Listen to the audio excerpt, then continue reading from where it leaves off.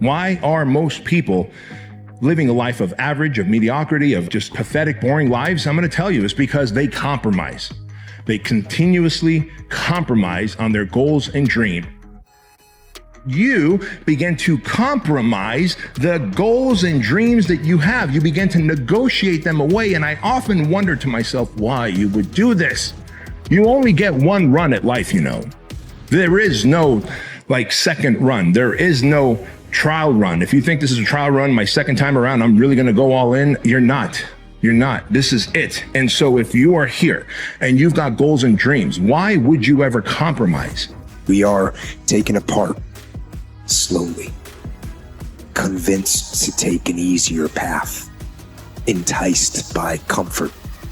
Most of us aren't defeated in one decisive battle. We are defeated one tiny, seemingly insignificant surrender at a time that chips away at who we should really be. It isn't that you wake up one day and decide, that's it, I'm going to be weak. No. It is a slow, incremental process. It chips away at our will. It chips away at our discipline. We sleep in a little later. We miss a workout, then another. And without realizing it, one day you wake up and you've become something that you never would have allowed. Instead of strong, you are weak. You have to be on guard. You have to hold the line on the seemingly insignificant little things that shouldn't matter, but things that do. What you gotta do to get the life that God wants you to have, you gotta put more air in your bubble. You got to blow your bubble up. Expand yourself. Take yourself out your comfort zone. Do not live in your bubble. Put some more air in your bubble. If you stay in your comfort zone, that's where you will fail. You will fail in your comfort zone. Success is not a comfortable procedure. Every day, do something that moves you toward that goal, that keeps that goal alive and in sight and in focus. However small or insignificant that step might seem, take it, do it, make it happen, because that goal isn't going to achieve itself. It is all on you. There is no capability difference between you and someone you consider to be an ultimate role model of success. The only difference is they've learned to manage their state and they've learned to control their mental focus. Whatever we concentrate our focus on consistently and strive to learn from, we will get great at. I don't care what it is. If you focus on it daily and you strive to be better, you're going to make little distinctions that'll make you more and more effective every single day.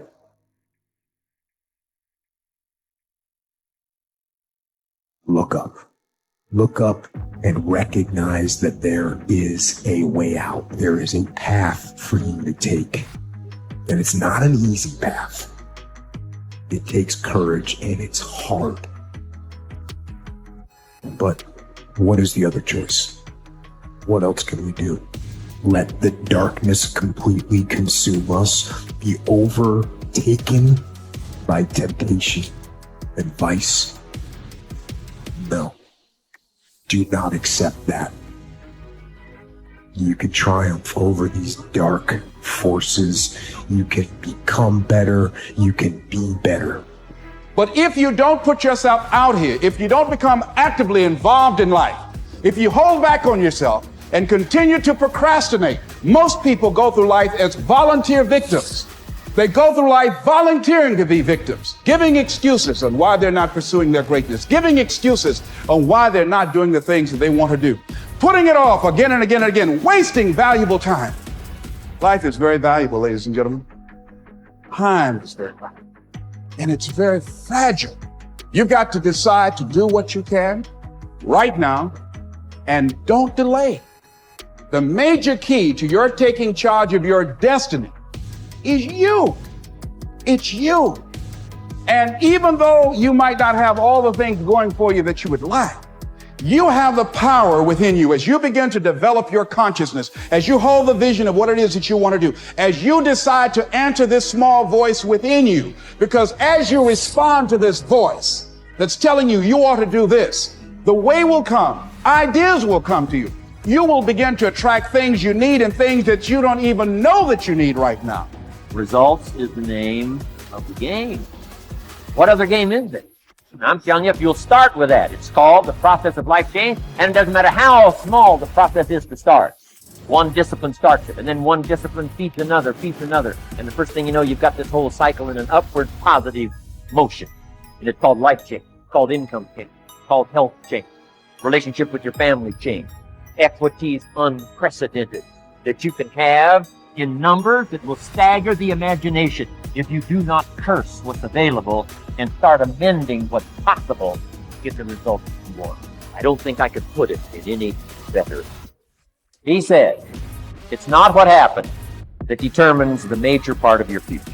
It's not what happens. What happens to us all. He said the key is what you do about it. It's not what happens, it's what you do. And he said if you will start that process of change, do something different the next 90 days than you did the last 90 days. Like picking up the books to read.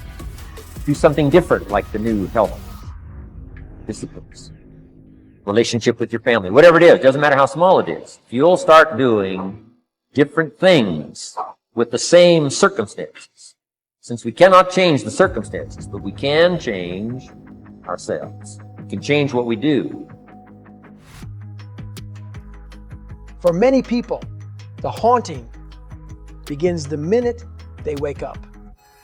Maybe they are fat or disabled, feel ugly, or are failing and overwhelmed at school or work, and it consumes them. Their obsession with their own imperfections and faults suffocates self-respect and submarines progress. And from the time they get out of bed until they are able to crawl back in that night, the only thing on their agenda is avoiding exposure and surviving another day in hell. When that's how you feel about yourself, it's impossible to see possibilities or seize opportunities. We have to learn to stop looking for a sign that the hard time will end. When the distance is unknown, it is even more critical that you stay locked in so the unknown factor doesn't steal your focus.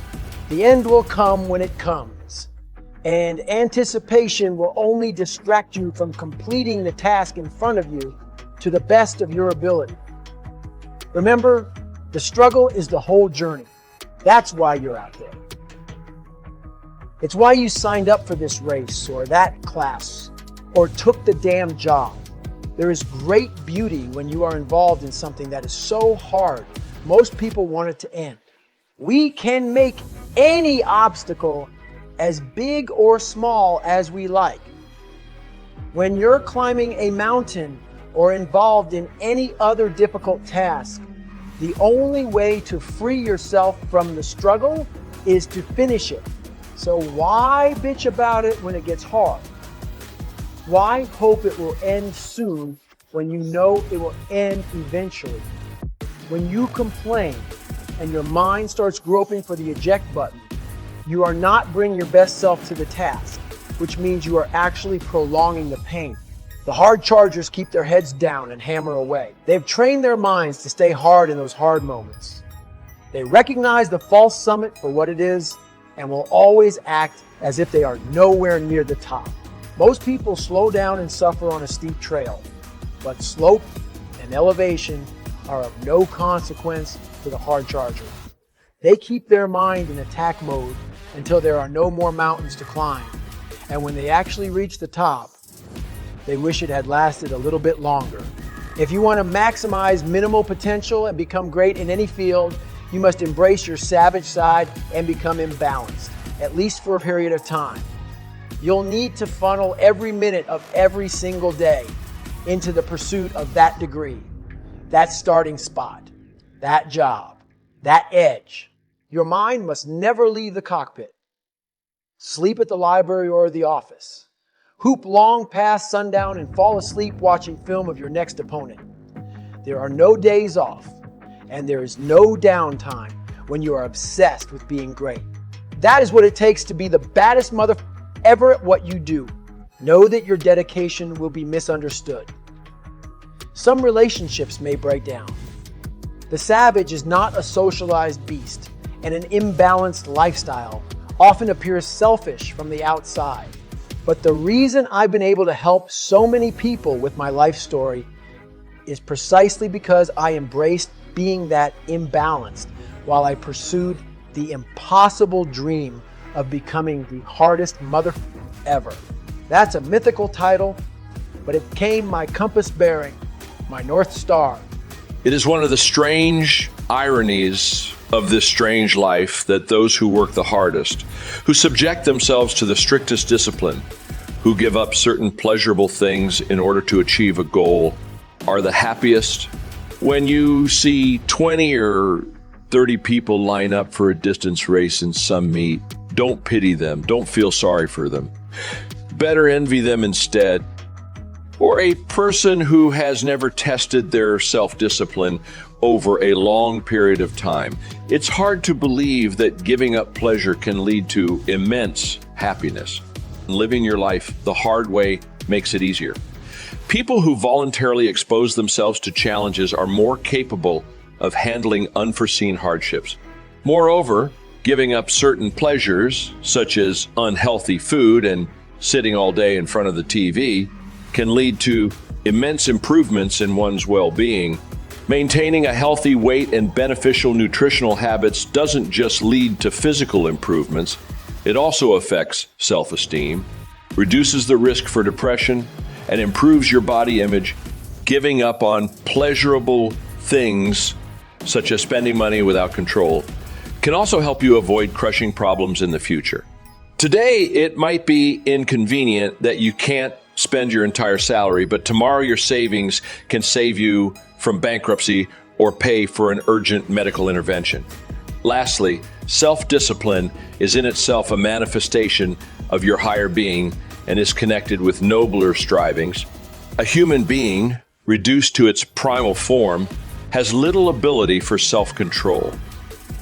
Operating in scarcity mode and left to its own devices, your primal brain will stuff your body until you won't be able to walk.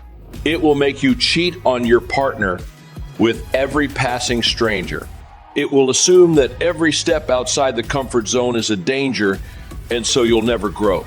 Exerting self-control is working against the dominance of your primal brain. You forego primal urges in order to reach bigger and more important goals or to cultivate values that are important to you.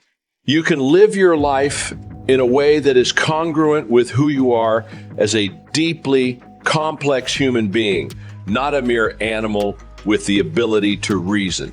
This leads to experiencing a wide variety of experiences that life has to offer.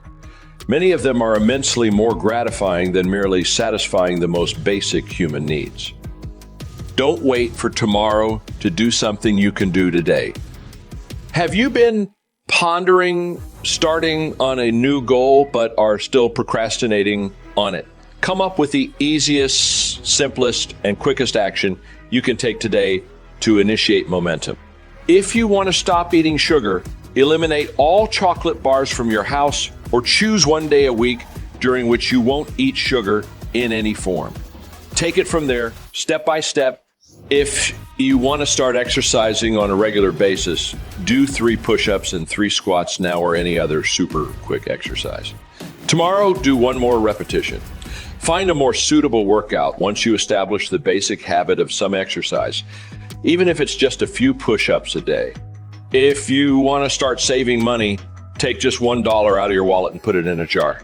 Yes, it won't change anything today, but if you add $1 for the next 3 months, you'll have saved $100 and established a habit of saving. There's no excuse to not take any of those simple actions now and finally break the chain of procrastination. Don't overthink it and don't obsess over the future. Take care of establishing a tiny habit today and take it from there.